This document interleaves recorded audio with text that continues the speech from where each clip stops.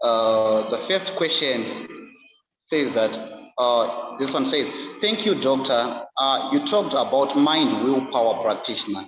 I understand that backgrounds and environment one is raised in play a major role in shaping who they eventually become in life.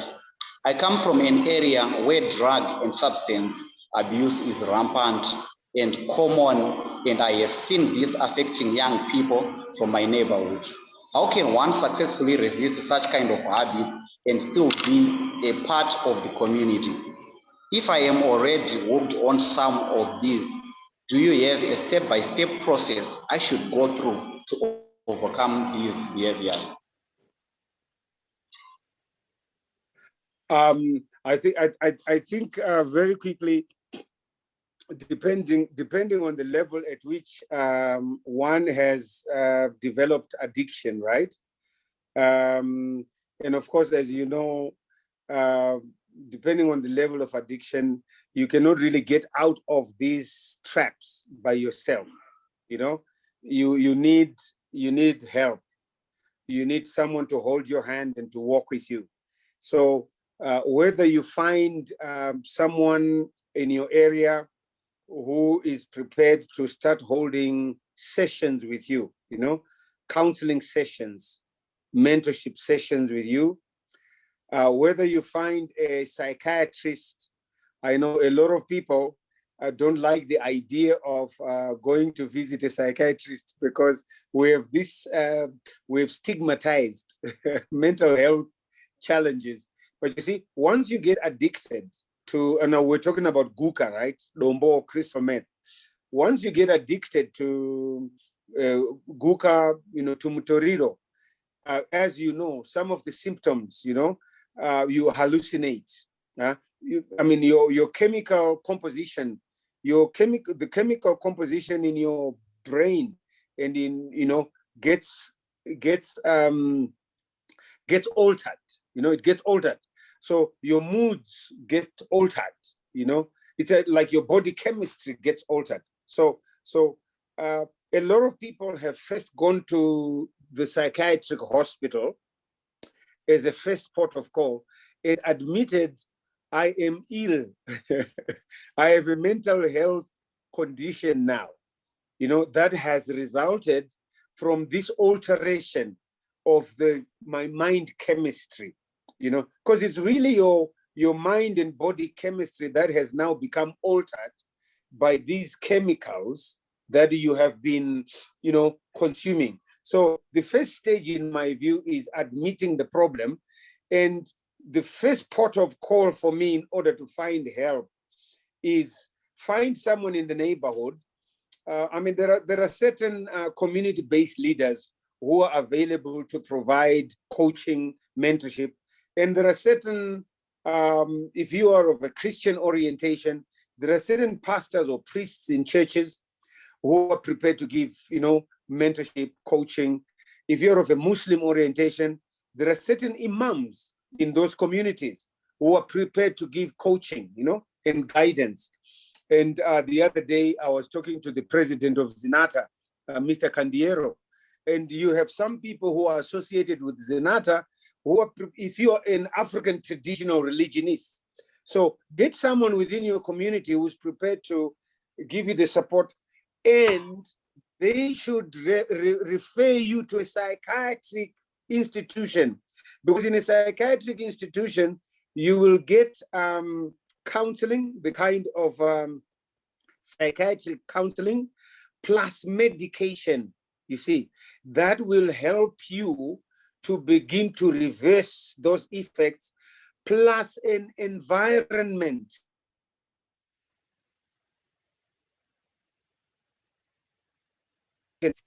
from the situation where you could not resist, you see, the effect. You could not resist the pressure to continue on this trajectory, to continue on this in this direction. So finding a mentor within your community, working with that mentor to get referred to a psychiatrist, to the psychiatric institution. if the psychiatric institution as they are today is already full, there are rehabilitation centers. I know they're beginning to sprout now, Find a rehabilitation center. I understand there's one in Rua and in other places. You've got to be in an environment. But the first thing is make up your mind willpower. Make up your mind willpower. You don't want this nonsense no more, once you make up your mind willpower, you don't want this nonsense no more. Enough is enough. I want to claim my life back. I want to claim my life back from this destructive habit. That's step number one. Number two, find a mentor, like I suggested. Number three, psychiatrist, institution, either where you have medication, you have an environment that is enabling, and you have counseling or a rehabilitation center. Those are the steps that I would kind of suggest immediately. Oh, thank you a lot for that. I hope that question is answered. And we also have got another question. The question says that, Doctor, I have two questions. There are actually two questions. Are ethics relative to culture, race, and nationality? And then the second question is that, is there a correlation between ethics and one's faith and religious beliefs? Yeah, can you repeat that question? I missed some of the elements to that question. Okay, the first question says, are ethics relative to culture, race, and nationality? And then the second one, is there correlation between ethics and one's faith or religious beliefs? Oh, yeah. Certainly. I mean, the correlation is that there is that natural, we could call it, just in the same way there is what they call natural law, all right? There is natural ethical values and ethical principles in every society. There are values there. There are positive values, and there are certain values that seem to cut right across, that are universal. For example, don't steal, don't kill. Life is important, is valued. You don't just take away someone's life. So you have certain. Remember that ethics has to do is what is right, what is wrong. You see, how ought I to live? How ought I not to live? And ethics very often is used the word ethics is used interchangeably with the word morality. You see, with the word morality, they are used interchangeably, though often ethics is used to refer to the aspect of analyzing, critiquing, and so ethical principles cut across. So at a certain level, they are cultural. They are cultural, natural, socially constructed. Socially constructed component, essential component of social organization. All right. And then when it comes to the various religious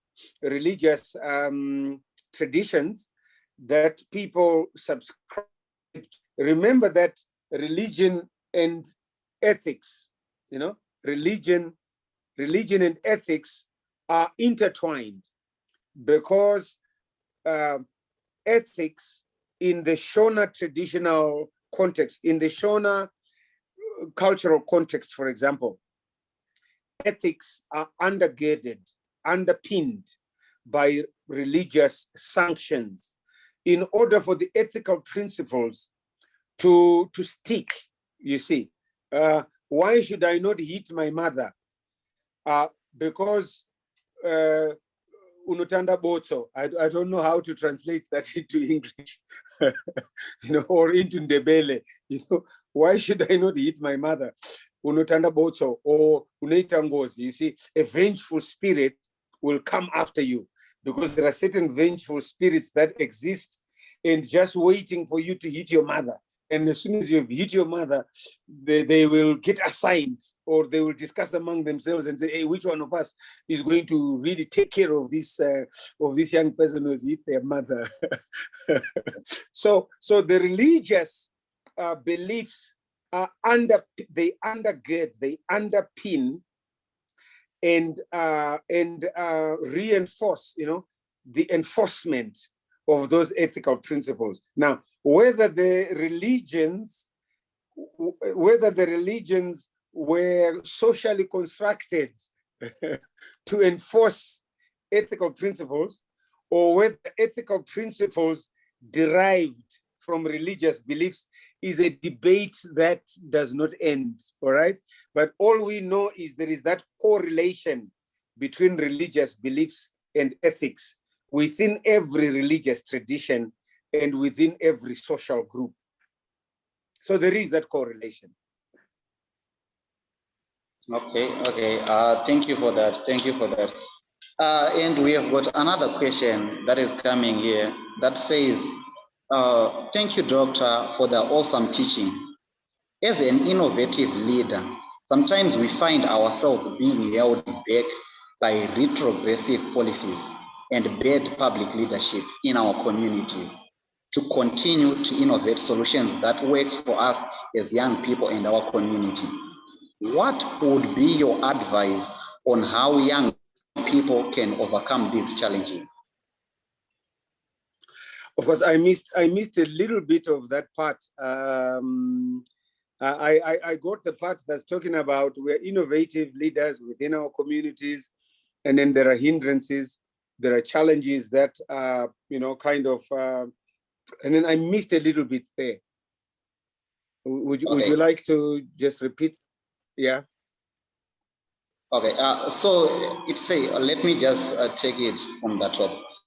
It says, as an innovative leader, sometimes we find ourselves being held back by retrogressive policies and bad public leadership in our communities to continue to innovate solutions that work for us as young people in our community. So he is asking, what would be your advice on how young people can overcome such challenges?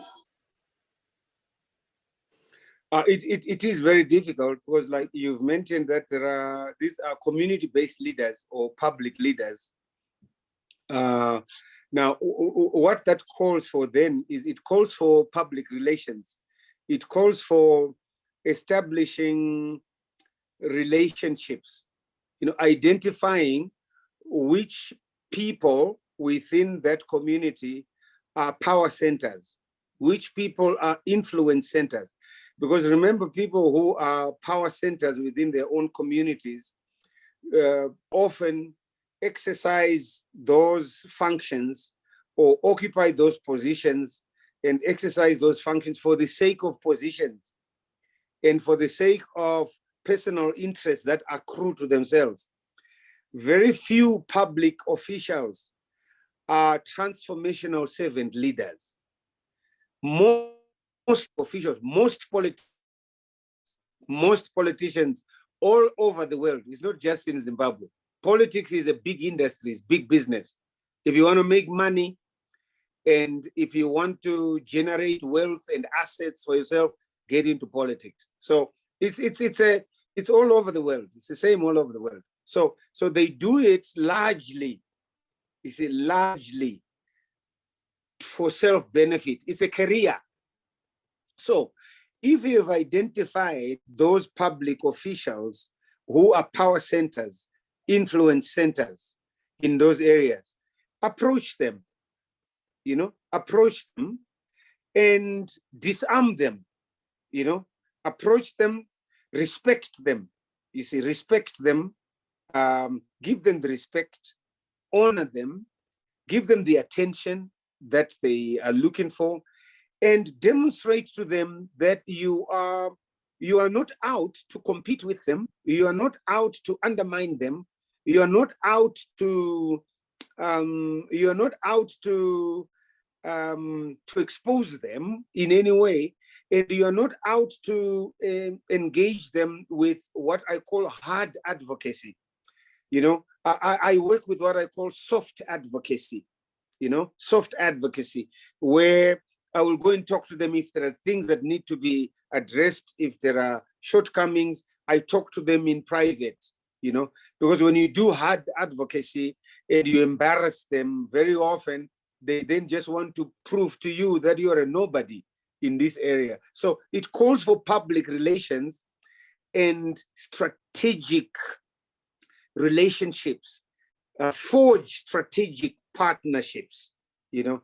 And if there is someone else who is outside of that community that is known to you, again, find a mentor. You see, you're a younger generation person, find a mentor in the next generation. You see, whether if you are a Muslim, it's an imam who is well respected and well known. If you're a believer, find someone like myself, you know, a pastor who has been at it, and there is integrity, there is reputation, there is credibility, and someone who is respected for the right things, you know, for righteousness. And that person can represent you and introduce you, you see, to these leaders within that community. So be strategic and be smart, and don't be hard-nosed, you know. Don't be hard-nosed and say to yourself, no, I'm a young person, I'm innovative, you know, I can do this, I gotta do this, and you just go in you know, and you are treading where angels fear to tread, you know. So that's what I would recommend. And don't give up. Don't give up, because the resistance to change is normal, especially with those of us who have become traditional and have been in these positions for a long time. You know, change threatens us. And yet, when we then realize that this change is actually benefiting all of us, you know, and this change will become a crest of the wave that I can ride on through, you know, and there is win-win written all around this change. Very often, even maturer people like myself will welcome you and not resist you or fight you. Powerful, powerful, powerful. It all goes back to like innovative leaders who invent solutions and propose them to these leaders to say, we have got this solution. How best can we integrate this in order to further that goal? You see. So thank you for that.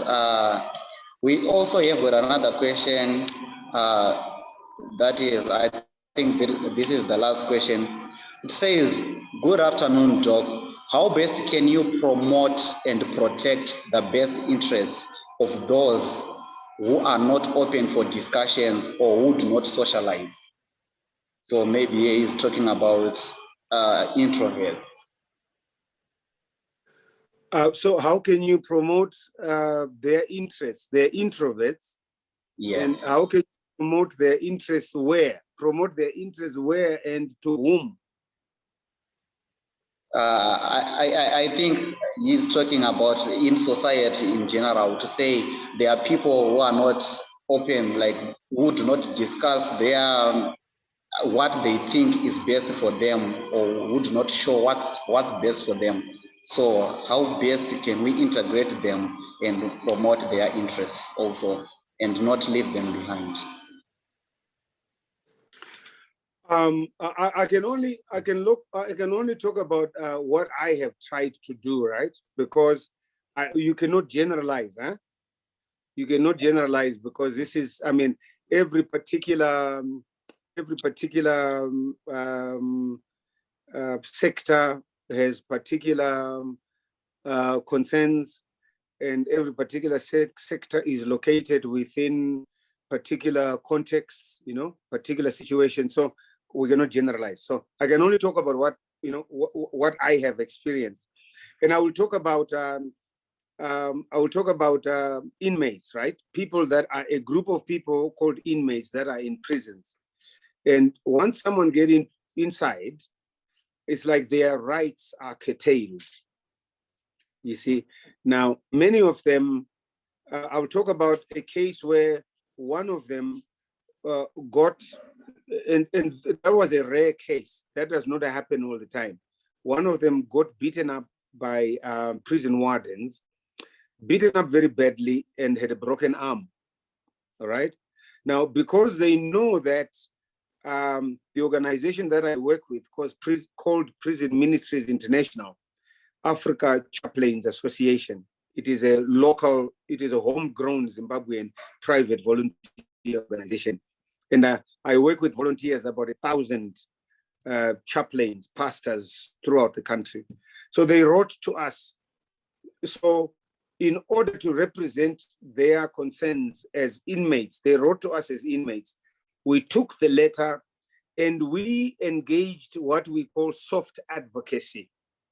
We went first of all to the general chaplain of Zimbabwe Prison and Correctional Services, and we presented our case. And then he took us to administration, all right? And then they met with us, with him, and then they then met with, with local officers, etc., etc. And that case was addressed, and the prison wardens who had done this were moved from that prison. I mean, we would have wanted for them to get fired, all right? But we know for definite they were moved from there. So depending on each group, I think the key is soft advocacy. Identify what their interests are, what their concerns are, and where they would want this representation taken, and what are the issues about which they would want this representation presented to the correct service providers, or to the correct policy makers, or to the correct decision makers. And yet before you do that on your own, again, find a mentor, find a mentor who would advise and guide, so that when you're doing representations for such groups, there's power in numbers. There is power in numbers, and there is power in reputation and credibility. You see, you've got to have someone in your camp, in your team, whom those to whom you are making the representations, will think, if we ignore this and we mistreat this, and this person who's part of this team raises this issue even in the public media, they have sufficient credibility and reputation and integrity. See, people will believe them, because what really pushes them is public opinion. At the end of the day, what will push them to do something about the needs of the disadvantaged and the poor and the powerless and the weak is public opinion, the public court, the court of public opinion. So that's what I would recommend, you do there.